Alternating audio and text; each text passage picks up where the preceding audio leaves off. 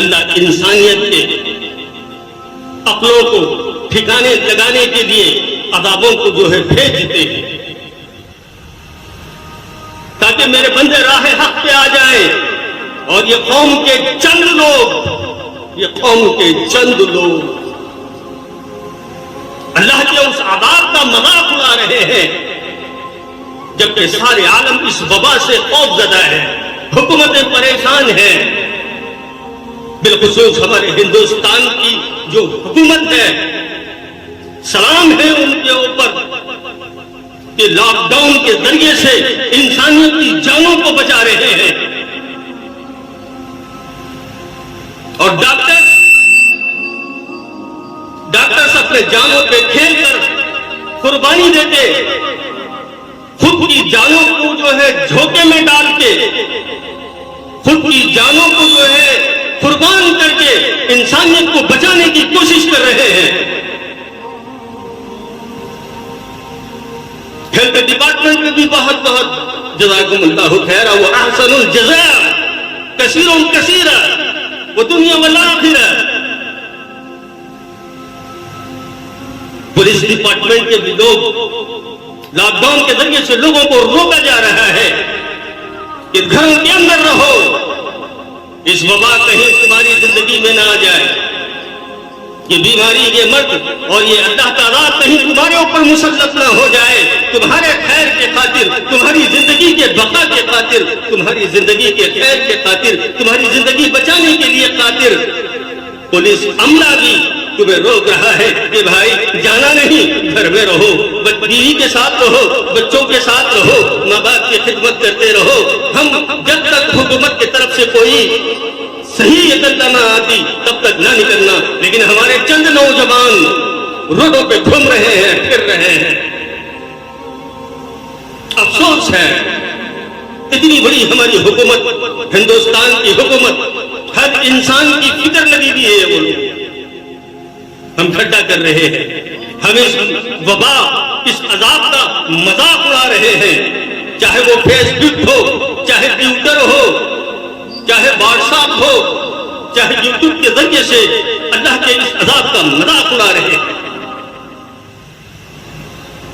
جان لو گھروں میں بیٹھے گئے ہوئے ہو تو کبھی ایک مرتبہ میرے نوجوانوں کبھی کتاب کو کھول کے دیکھ لینا کہ جب اللہ کا عذاب نازل ہوتا ہے، جب اللہ کا عذاب نازل ہوتا ہے، پچھلی قوموں میں بنی اسرائیل کے جو لوگ تھے، جب ان کے اوپر اللہ کا عذاب نازل ہوتا تھا نا تو وہ لوگ کیا کرتے تھے؟ ٹھٹا کرتے تھے، ٹھٹا مذاق اڑاتے تھے، مذاق. اللہ نے وہ قوموں کو تباہ کو برباد کر کے دکھا دی. پڑھو نا تاریخ کبھی، جس وقت تم سے کہا جاتا تھا کہ نمازیں پڑھو، کہتے تھے کہ نہیں ہم تجارت پیشہ ہے. تم سے جب کہا جاتا تھا کہ بھائی نماز کی طرف آؤ تو تم کہتے تھے کہ میں جو ہے نوکری والا ہوں، میں بزنس مین ہوں، میں مصروف ہوں. اب کیا ہو گیا؟ اب تو کوئی نوکری نہیں ہے، اب تو کوئی بزنس نہیں ہے، اب تو کوئی بزنس نہیں ہے، اب تو کوئی نوکری نہیں ہے. اب تم نے کون سا اللہ کو راضی کرنے والے عمل کیا؟ کیا گھروں میں بیٹھ کے فرائض نمازوں کا اہتمام کیے؟ کیا فرائض کا اہتمام ہو؟ نوافل نمازوں کا اہتمام کرے، دعائیں کر کر کے اللہ کے وہ عذاب کو جس سے کہ سارا عالم پریشان ہے، ساری دنیا کے لوگ پریشان ہیں، علماء پریشان ہیں، محدثین پریشان ہیں، اکابر پریشان ہیں، مساجد پریشان ہیں، مدارس پریشان ہیں، سارے عالم میں یہ وبا پھیلی ہوئی ہے. تم گھروں میں بیٹھ کے کیا کر رہے ہو؟ ٹیلی ویژن دیکھ رہے ہو، بے حیائی کر رہے ہو. جب وقت نہیں آیا کہ اب یہ قرآن کو جو ہے سینے سے لگا لے، قرآن سے چمٹ جائے. افسوس ہے مسلمانوں، ایسے وقت میں بھی ہم اللہ کو اگر راضی نہ کریں گے، نوافل نمازوں کا اہتمام نہ کریں گے، فرائض کا اہتمام نہ کریں گے قرآن پاک کی تلاوت، اس کی حلاوت، اس کی لذتیں اپنے سینوں کے اندر، اپنے دلوں کے اندر جب تک پیوست نہیں کریں گے تو پھر کب کرو گے؟ ماں باپ کی خدمت کے لیے بہانے لگاتے تھے، آج تو تم گھروں میں ہو، ماں باپ کی خدمت کرو، وظائف کرتے جاؤ، کثرت سے استغفار کرتے جاؤ، کثرت سے استغفار کرو۔ کیا ہو گیا ہے تمہیں؟ بتاؤ تو صحیح، کون سے مدد میں پڑے ہوئے ہو؟ کیا یہ اللہ کا عذاب نہیں ہے؟ اللہ اس امت مسلمہ کی اور سارے عالم میں جو ہے سارے انسانیت کی اللہ حفاظت فرمائے، اس وبا سے محفوظ رکھے اور اس وبا کا اللہ پاک خاتمہ فرمائے۔ تو میرے محترم بزرگوں اور دوستو، انسان کی زندگی بڑی قیمتی ہے، ہم آنے کے مقصد کو کبھی سمجھ نہیں پائے۔ آج جن گھروں سے قرآن پاک کی تلاوت کی صدائیں آ رہی تھی، وہاں سے گانے بجانوں کی آوازیں آ رہی ہیں، لوگ رو رہے ہیں، لوگ تڑپ رہے ہیں، مساجدیں ہماری ویران ہو چکی ہے۔ 1440 سال سے مسجدوں کے میناروں سے ایک آواز آتی تھی، سن لو، حی علی الصلاۃ، حی علی الصلاۃ، حی علی الفلاح، حی علی الفلاح۔ آؤ نماز کی طرف، آؤ نماز کی طرف، آؤ کامیابی کی طرف، آؤ کامیابی کی طرف۔ کبھی تمہارے قدم نہیں اٹھے، 1400 سال سے پکارا جا رہا تھا۔ آج اسی مسجد کے میناروں سے آوازیں لگائی جا رہی ہے کہ گھروں میں نماز پڑھو، گھروں میں نماز پڑھو، گھروں میں نماز پڑھو۔ کیوں نہیں پڑھتے؟ اور کون سا وقت چاہیے تم کو؟ اللہ کا عذاب لپکنے کو ہے، اللہ کا عذاب لپکنے کو ہے، تم کو اپنی آغوش میں لینے کے لیے ہے، اور تم بے فکر بیٹھے ہوئے ہو، ٹیلی ویژنوں پہ بیٹھے ہوئے ہو۔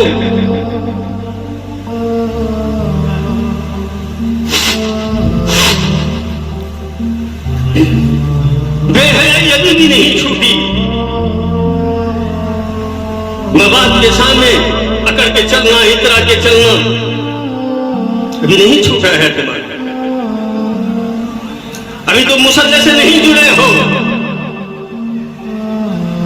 اللہ کی رضا کے لیے تم اعمال صالحات نہیں کر رہے ہو، عجیب ماحول بنا رکھا ہے۔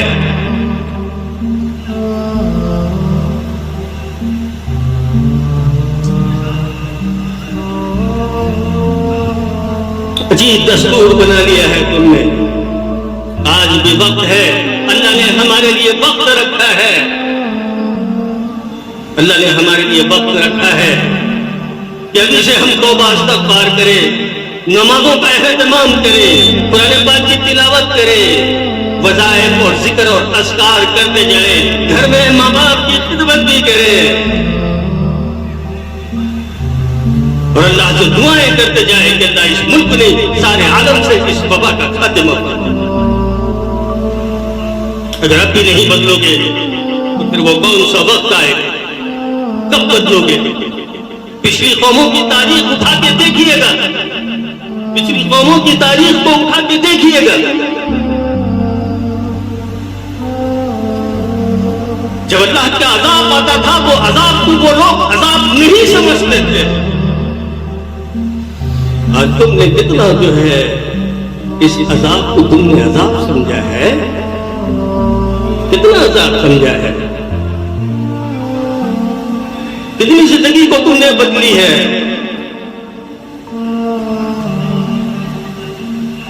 کیونکہ زندگی ہمیشہ رہنے والی ہے، اللہ نے تم کو بہترین طریقے سے پیدا فرمایا ہے۔ لقد خلقنا خلقنا الانسان فی احسن تقویم. اللہ فرماتا ہے کہ میرے بندے میں نے تمہیں بہترین سانچے میں ڈھال کے بنایا ہے. ہائے رے انسان ہے، افسوس ہے، افسوس کہ اللہ نے تمہاری تعریف کی ہے، انسانوں کی، لوگوں کی تعریف کی ہے. یہ کون سی تو ہے اعمال ہے. اور یہ کرونا وائرس کی وبا میں جو لوگ مبتلا ہے، اللہ ان کو صحت کامل عاجلہ دائمہ مستمر عطا فرمائے.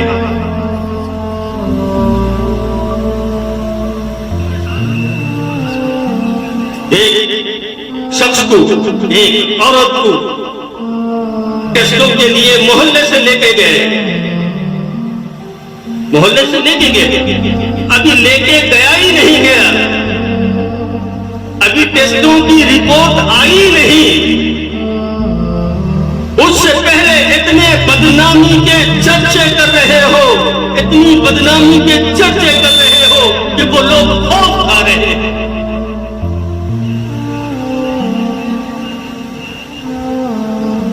لوگ ڈپریشن میں جا رہے ہیں، برین کا انالیسس ہو رہا ہے. کیوں کسی کا مذاق اڑاتے ہو؟ کیوں جھوٹی افواہیں مچاتے ہو؟ کیا تمہیں معلوم نہیں کہ میرے اللہ کے نبی صلی اللہ علیہ وسلم نے خود فرمایا ہے ایک مومن کی عزت، ایک مومن کی عزت، ایک مومن کی عزت حرم کعبہ سے بھی افضل ہے.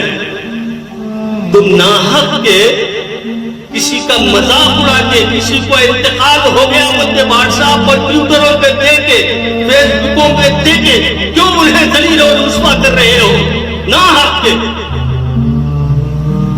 جبکہ تو رپورٹ ہی نہیں آئی، کچھ ابھی مسئلہ ہی نہیں ہوا، وہ گئے ابھی 1 گھنٹہ بھی نہیں ہوا، اس سے پہلے تم ان کو بدنام کر رہے ہو. کیا یہ بدنامی حرم کعبہ پہ پتھر مارنے سے بھی بڑا گناہ نہیں ہے؟ استغفر اللہ، استغفر اللہ، استغفر اللہ. کسی کا ٹھٹا مت اڑاؤ، کسی کا مذاق نہ اڑاؤ، کسی کا مذاق نہ اڑاؤ.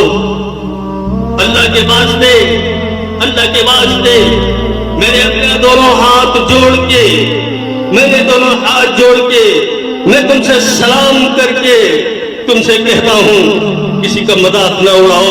اگر اتنی ہی فکر ہے، اگر اتنی ہی فکر ہے، اگر اتنی ہی تڑپ ہے تو گھروں میں بچھاؤ مسلمانوں کو، کرو ان کے حق میں دعائیں، کرو ان کے حق میں دعائیں تاکہ اللہ اس وبا سے ان کی بھی حفاظت فرمائے، ہمارے ملک کے جو ہے ہمارے ملک کی بھی حفاظت فرمائے اور سارے عالم کے مسلمانوں کی حفاظت فرمائے. دعائیں. حکومت جو کام کرنا ہے وہ کام ضرور کرے گی، حکومت کا ساتھ دینا ہے، پولیس ڈپارٹمنٹ کا ساتھ دینا ہے، ہیلتھ ڈپارٹمنٹ والوں کا ساتھ دینا ہے. وہ جس طریقے سے جو گائیڈ لائن بتا رہے ہیں، جو ترتیب، جو طریقہ بتا رہے ہیں، اسے عمل کرنا ہوگا، اسے عمل کرنا ہوگا.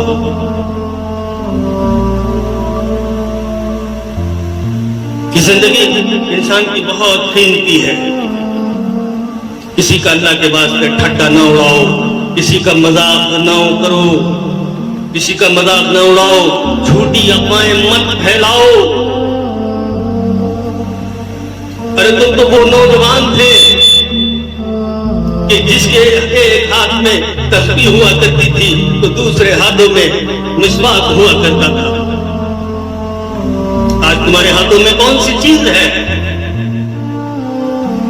کیا ہاتھوں میں پکڑ رکھا ہے؟